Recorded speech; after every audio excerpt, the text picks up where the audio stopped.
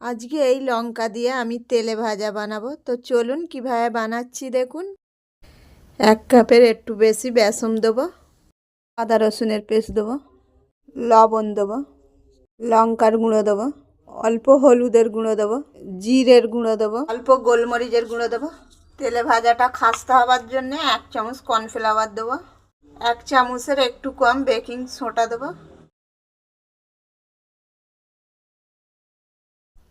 বেসনটাকে আমি হ্যান্ড ওয়াশের সাহায্যে ভালো করে ফাটিয়ে নেব।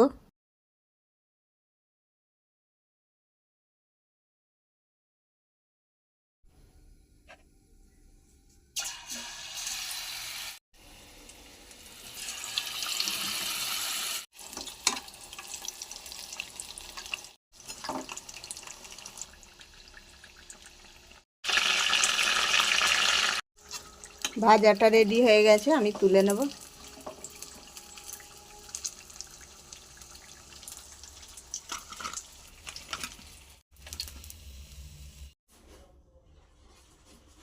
লঙ্কা দিয়ে তেলে ভাজাটা রেডি হয়ে গেলে এই দেখুন।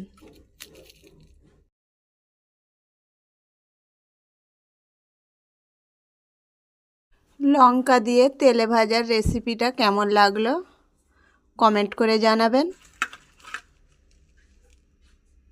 রেসিপিটা ভালো লাগলে অবশ্যই একটা লাইক করবে।